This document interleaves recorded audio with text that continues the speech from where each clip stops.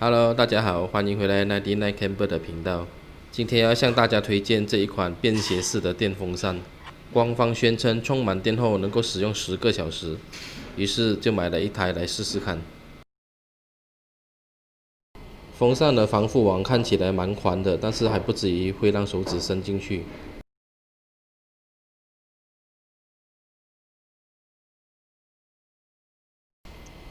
目前呢，我打开最大的风速，要测试一下它能够实际续航使用多少个小时。毕竟官方宣称可以操作10个小时，是有一点怀疑啦，所以要测试一下。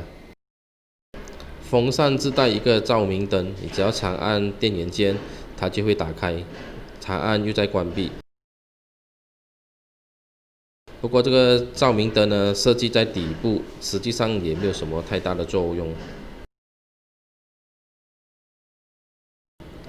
然后呢，风扇呢并不能再持续升高，它已经是固定的，也不能够左右摆动。它只能够上下调节角度而已。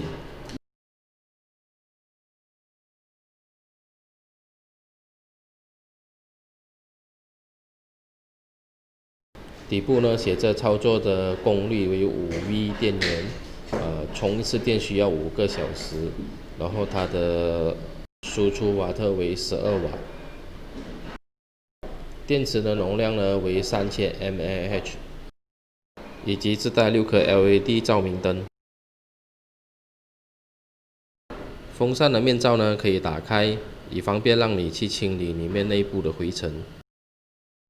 这个设计呢，我是蛮喜欢的，因为之前所买的那些风扇呢，都是由螺丝所固定的，每一次要清理都好麻烦啊。这种随时可以拆下再安装回去清理，完全不需要工具的设计，实在太棒了。我们使用最大的风速已经持续续航了超过2个小时了。至于风扇的风力有多大呢？这个是最多人关心的。但是呢，我并没有仪器可以测试它的风力，我们就用一个拉尺拉一个4扯的距离，我们再简单的测试它能不能够吹到这个距离来。这个风力呢，实际上是还不错的。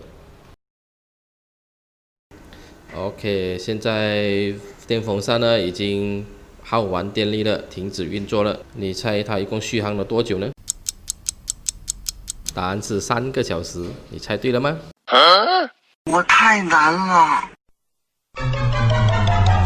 如果你觉得我的视频还有点意思的话，记得订阅以及打开小铃铛哦。